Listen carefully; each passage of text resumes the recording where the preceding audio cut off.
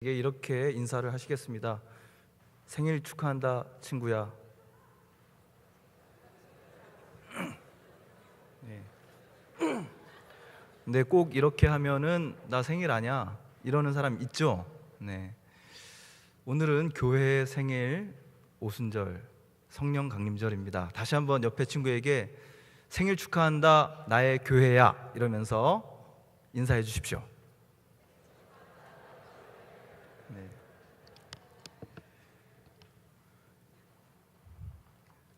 오늘은 교회의 생일입니다. 옛 이스라엘에서 가장 중요한 명절은 출애굽, 이스라엘이 이집트에서 빠져나온 것을 기념하는 유월절이었습니다. 그런데 이 유월절은요, 보리를 수확하는 보리 수확을 시작하는 시기와 겹쳐집니다. 그래서 유월절은 항상 이 보리를 막 수확하는 그런 장면들을 많이 보게 되는 그런 명절입니다. 그런데 그때로부터 7주 후 밀수확이 마무리되는 즈음에서 이스라엘은 또 하나의 대단히 중요한 명절을 지킵니다.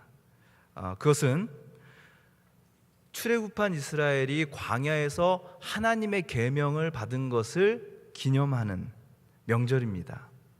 그런데 이 명절이 유월절을 지내고 나서 7주 후, 그러니까 7일을 7번 보낸 후에 오기 때문에 이 명절을 칠칠절이라고도 부릅니다. 이스라엘의 3대 명절 가운데 하나인 이 칠칠절, 이것을 훗날 그리스어로는 펜테코스테 이렇게 부릅니다. 이것은 그리스어로 50번째라는 말이거든요. 왜냐하면 77에 49 지나고 나서 그 다음에 이제 이 77절이 시작되기 때문에 펜테코스테 이렇게 부른 것입니다. 이 말의 우리말 번역이 바로 다섯 오자에다가 열흘 순자 써가지고 오순절입니다.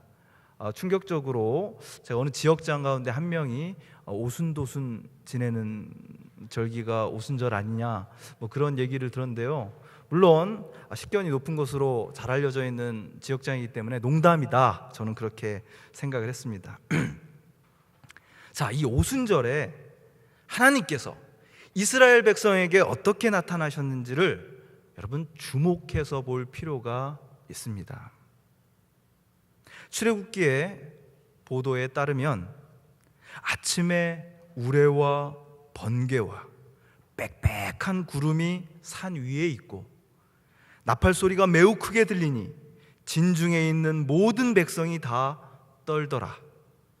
시내산에 연기가 자욱하니 여호와께서 불 가운데서 거기에 강림하심이라. 나팔 소리가 점점 커질 때 모세가 말한즉 하나님이 음성으로 대답하시더라. 출애굽기 19장에 나오는 말씀입니다. 오순절은 바로 이런 모습으로 하나님께서 우리에게 율법을 주신 것을 기념하는 날입니다. 시내산 정상에 번개와 천둥을 가득하는 구름이 드리워지고 연기가 자욱히 피어오를 때 하나님께서 불 가운데 강림하셔서 하나님의 음성으로 말씀하십니다. 이것이 대단히 중요합니다. 언제 이런 일이 일어났다고요? 이스라엘이 출애굽한 다음 50일째 되던 날 하나님의 말씀을 받는 그 자리에서 하나님께서 불 가운데서 임하셨고 그분의 음성으로 말씀하셨다는 겁니다. 경건한 유대인들은 그때 하나님께서 그 계명을 반포하실 때 70개의 언어로 선포하셨다, 그렇게 믿고 있습니다. 이스라엘 백성만 듣는 것이 아니라 하늘에서 선포하시는 하나님의 그 목소리가 그 당시 사람들이 생각할 수 있는 최대 언어 70개의 언어로 다 알아들을 수 있게 선포되었다, 그렇게 유대인들은 생각했던 것입니다. 오늘 우리의 본문은 오순절 날이 이미 이르매 라는 말로 시작됩니다. 앞서 말했듯이 오순절은 밀수확이 마무리되는 때와 겹쳐집니다. 오순절을 맞아서 많은 사람들이 여기저기서 밀을 추수하고 있었을 것입니다. 여러분, 그 밀로 무엇을 만들 수 있습니까? 맛있는 빵을 만들어 먹을 수 있습니다. 그 밀로 빵을 만들어 먹을 생각에 콧노래를 부르면서 추수한 밀을 두 손으로 움켜쥘 수 있는 그런 때가 바로 이 77절 오순절이었던 것이죠. 또한 하나님께서 우리에게 계명을 주셨다라는 자부심으로 가슴이 벅차오르는 사람들이 있었을 것입니다. 여러분, 한번 머릿속으로 떠올려 보십시오. 두 손을 가득 채운 밀, 그리고 나의 가슴을 가득 채운 하나님의 계명. 야, 이보다 더 좋을 수 없다, 그런 날이죠. 그러나 제자들은 이런 일상의 축제를, 이런 일상의 행복을 누릴 수가 없었습니다. 왜냐하면 지난 한 달 반 동안 그들에게는 너무나 많은 일이 일어났기 때문입니다. 그들이 사랑했던 스승 예수의 죽음, 스승을 배반한 동료 유다의 자살, 아직도 믿을 수 없는 예수님의 부활, 그래서 더욱 난감하고 아쉬운 그분의 승천. 여러분, 제자들의 두 손은요, 그리고 그들의 마음은 뭔가 확실하게 꽉 움켜쥘 수 있는 것이 아무것도 없는 그런 상태였습니다. 텅 빈 두 손, 텅 빈 마음의 제자들.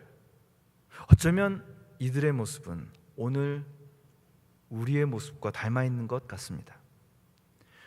우리는 언제 텅 비어 있다고 느끼게 될까요? 정말 아무것도 없을 때?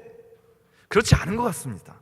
남들이 보기에는, 남들이 나를 보기에는 그럭저럭 괜찮은 것 같은데 사실은 외롭고 두려울 때 그렇습니다.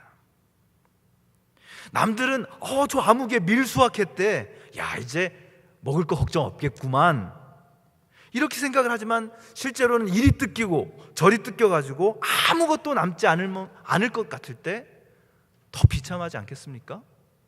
수학을 했어도 말이죠. 대학에 들어가면 될 것 같았는데, 취직을 하면 될 것 같았는데, 아등바등 하다가 통장에 월급이 입금이 됩니다. 다른 사람들은 월급 들어올 때 되지 않았어? 이제 좀 든든하겠네, 그렇게 얘기하지만 사실은 더 허전할 때가 있습니다. 아직 젊으니까 괜찮잖아, 좀 더 열심히 해봐. 그러나 그런 말을 들을수록 더더욱 나의 두 손과 마음은 텅 비어 있는 것 같습니다. 아무것도 해놓은 것 없는 것 같습니다. 아무것도 확실하게 붙잡을 수 있는 것이 없는 나의 텅 빈 두 손. 설교를 준비하면서 저는 몇 년 전에 읽은 시 한 편이 떠올랐습니다. 그 시는 이렇게 시작되더군요. 산다는 것은 버리는 것이다. 그리고 그 시인은 자신의 삶을 돌아보면서 이제는 더 이상 가슴이 뛰지 않는 자신의 일상을 이렇게 읊조리고 있습니다. 만남보다 이별이 익숙한 나이가 되면 전화번호 잊어버리고 주소 잊어버리고, 그 다음부터 재밌는데요, 사람 잊어버리고 나를 슬프게 하는 것 모두 주머니 뒤집어 탈탈 털어 잊어버린다. 저는 이 구절 읽으면서 한편으로는 속이 시원하면서도요, 한편으로는 탈탈 털린 다음에 비어있는 것 같은 그런 마음이 들었습니다. 나를 슬프게 하는 것 모두 주머니 탈탈 털어 잊어버리고 싶다. 시인은 어느 깊은 산길의 외로운 꽃 하나를 응시하고 있는 이 시의 마지막 부분을 마치 조용한 절규처럼 터뜨립니다. 나도 홀로 피어있을 뿐이다. 그것이 내 인생이다. 내가 나를 인정하고부터 편안하다. 편안해서 혼자 우는 날이 많아 좋다. 다시 바람 불지 않아도 좋다. 혼자 왔으니 혼자 돌아갈 뿐이다. 은연니 호라비 바람꽃이라는 제목의 시입니다. 나는 홀로 피어 있을 뿐이다. 그것이 내 인생이다. 열심히 산다고 살았지만 우리의 두 손에는 아무것도 쥐어진 것이 없습니다. 교회에 다니고 말씀을 열심히 들어보았지만 우리의 마음은 여전히 허전합니다. 더 나은 세상을 위해 열심히 노력을 했고 선거 찍고 사진도 많이 찍어서 올렸지만, 그래서 뭔가 변화가 일어날지도 모른다고 기대했지만 우리는 그저 또 이렇게 그럭저럭 시간이 흐르고 세상은 나아지지 않을지도 모른다는 불안감에 떨고 있습니다. 아니, 세상이야 더 좋아지건 말건 그것이 나에게 무슨 상관이 있습니까? 내 삶은 늘 이대로일지 몰라, 아니면 더 나빠질지도 몰라. 그런 불안감에 우리는, 우리의 영혼은 조금씩 갉아먹히고 있는 것 같습니다. 그리고 여러분 보십시오. 내일이면 우리는 다시 일상 속으로 들어가야 합니다. 내일이면 다시 학교로 혹은 직장으로 막막한 취업준비생 생활로 들어가야 합니다. 그래서 이맘때쯤이면, 이 시간쯤이면, 아니 속회가 끝날 때쯤이면 우리 안에서 이런 질문이 가물가물 솟아오릅니다. 우리는 이렇게 그냥 일상으로 들어가도 되는 걸까? 아쉬운 마음으로 별로 할 일 없는 속은 붙잡고 좀 더 있어 보기도 하고요. 아니면 왜 우리 속회는 이렇게 친밀함이 없을까? 투덜투덜하면서 집으로 그냥 돌아가기도 합니다. 우리는 혼란스럽습니다. 그러나 그 혼란스러움 그대로 한번 오늘의 본문과 마주서시기 바랍니다. 오순절 날이 이미 이르매. 오순절 날이 이미 이르매. 제자들의 의지와는 상관없이 오순절 날이 찾아왔습니다. 빈손과 빈 마음의 제자들이 할 수 있는 것이라곤 한 곳에 모여서 마음을 같이하여 오로지 기도에 힘쓰는 것뿐이었습니다. 인간적인 노력이 허무하게 좌절된 그 자리에서 기도에 전심전력하는 제자들을 하나님의 영, 성령이 강력하게 사로잡았습니다. 30분 동안 기도한 게 아니고요, 1시간 동안 기도한 게 아니고 약 10일 동안 식음을 전폐하고 기도했습니다. 제자들도 그러고 나야 성령이 오시더군요. 사도행전은 그 순간의 놀라운 모습을 세 가지로 소개합니다. 첫째는 급하고 강한 바람 같은 소리가 그곳을 가득 채웠다는 것입니다. 둘째는 커다란 불이 내려와 그 불꽃과 닭이 한 사람 한 사람 위에 내려앉았다는 것입니다. 그리고 마지막으로는 그 바람과 불을 맞이한 사람들이 어떤 신비한 언어, 방언으로 말하기 시작했다는 것입니다. 여러분, 히브리어나 그리스어로 성령, 하나님의 영은요, 입김, 호흡, 바람, 혹은 지금 바깥에서 막 불기 시작한 거세고 세찬 바람, 폭풍, 이런 것을 뜻하는 말입니다. 인간의 모든 생각과 행위를 뛰어넘는 하나님의 숨결이 마치 폭풍처럼 그들에게 불어닥쳤습니다. 그 옛날 시내산에서 불꽃 가운데 임하신 하나님의 말씀이 그들 하나하나의 머리 위에 뜨겁게 타올랐습니다. 여러분, 이것은 하나님이 하시는 일입니다. 제자들이 그렇게 열심히 성령을 간구했기 때문에 성령이 임한 것이 아닙니다.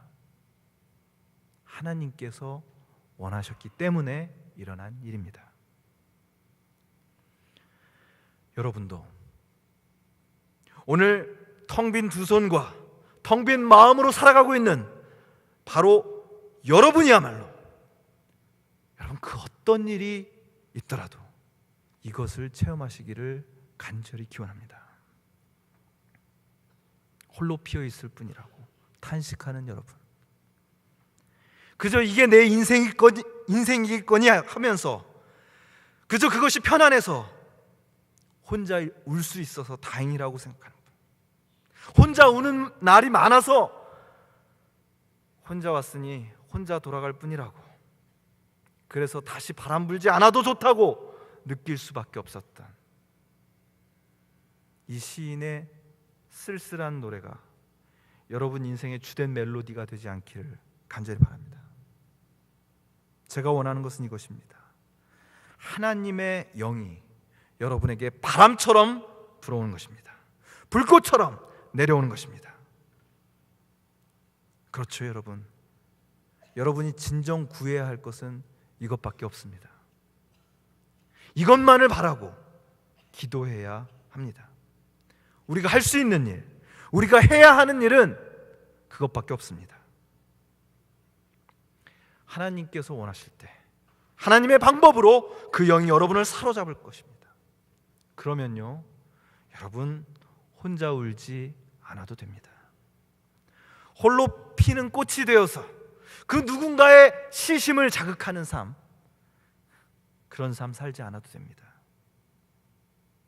바람이 다시 불어옵니다.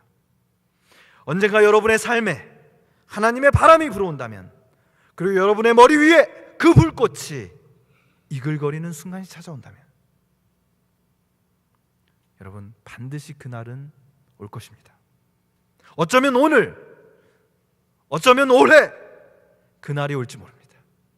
그러면 여러분 오늘의 말씀을 기억하시길 바랍니다. 여러분, 성령은 순복음교회의 전유물이 아닙니다. 성령은 우리의 의지와는 상관없이 우리에게 닥쳐오고 우리를 변화시키고 우리를 가득 채우실 것입니다. 여러분, 우리가 간절히 원하고 기도해서가 아니라, 우리가 하나님께 다가가는 것이 아니라 하나님께서 우리에게 다가오고 계십니다. 바람처럼, 불꽃처럼 우리에게 불어오고 계십니다. 강력하게. 성령 임재는 인간적인 매뉴얼로 얻을 수 없습니다. 교회 프로그램으로는 더더욱 얻을 수 없습니다. 그분 앞에서 간절히 구할 뿐입니다. 그리고 그 영이 우리가 전혀 원하지 않았던 그 길로 끌고 간다고 해도 거기에 순종할 수밖에 없을 정도로 우리는 깨어 있어야 합니다. 바로 그렇게 함께 말씀을 나누고 생각하고, 그럴 때 우리는 성령의 역사하심이 우리에게, 누군가에게 닥치는 것을 느끼게 됩니다. 함께 주님의 죽으심과 부활의 깊은 뜻을 생각하면서 실천할 때, 그렇게 간절히 부딪힐 때 우리는 성령을 경험하게 됩니다. 다른 길로는 불가능합니다. 이런 간절함이 없다면, 이런 기다림이 없다면 우리의 삶은 늘 빈손일 수밖에 없습니다. 갑자기 불어오시는 하나님의 거룩한 숨결, 이것을 망각한 인간 세상, 이것을 망각한 인간의 문명, 그리고 이것을 망각한 우리의 삶은 한 가지 특징을 가지고 있습니다. 저는 그것을 견고해 보이는 혼돈이라고 부르고 싶습니다. 견고해 보이는 혼돈. 겉보기에는요 꽤 그럴싸해 보이지만 실제로는 혼란스럽기 그지없다는 겁니다. 겉으로는 누가 봐도 괜찮은 삶 살고 있지만 내가 나를 볼 때는 카오스 그 자체라는 것입니다. 그리고 다른 사람도 혼란스럽게 합니다. 나와 만나는 다른 사람도 내 안에 있는 혼돈으로 인하여서 우왕좌왕하게 만드는 그 혼돈, 견고해 보이는 혼돈입니다. 그리고 성경은 그런 세상을, 그런 내 마음의 상태를 바벨이라고 부릅니다. 오늘 우리는 사람과 사람 사이를 잇는 언어가 저주를 받은 시대를 살고 있습니다. 언어가 너무 많아서 외국어 공부하기 힘들다는 말이 아닙니다. 인간의 말이 사람과 사람 사이의 소통을 이루지 못하고 불신과 혼란의 원인이 되는 시대라는 것입니다. 같은 언어를 쓰고 있지만 진보와 보수로 갈리고 구세대와 신세대로 갈리고 이런저런 이유로 갈려서 소통하지 못하는 우리 시대.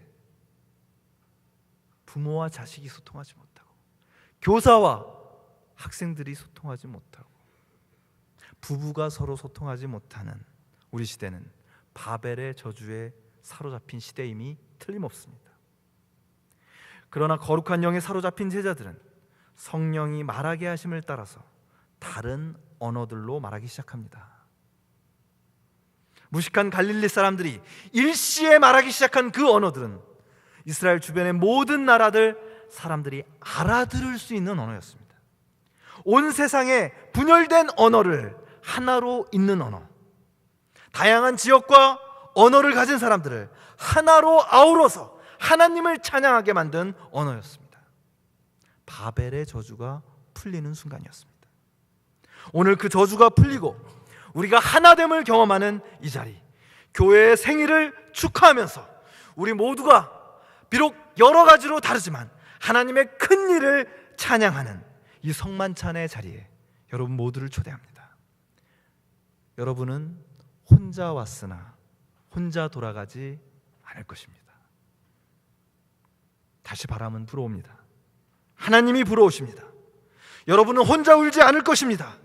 함께 울고 또 함께 웃으면서 여러분의 삶을 가득 채우시는 하나님으로, 그리고 하나님의 사람들로, 친구들로 충만하게 될 것입니다.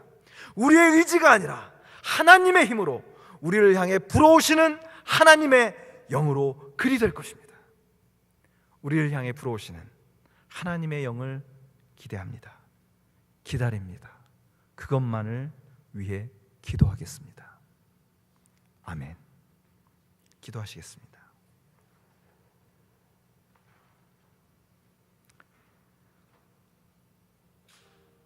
임하소서. 성령이여, 성령이여 임하소서. 주님, 합의 찬양단의 찬양을 들으셨는지요? 샬롬 찬양대 찬양을 들으셨는지요? 삼부 예배 공동체 모두가 주님께 간절히 올려드리는 그 찬양을 들으셨는지요? 임하소서. 성령이여, 우리에게 오셔서 우리에게 불어오셔서 우리를 변화시켜 주시옵소서.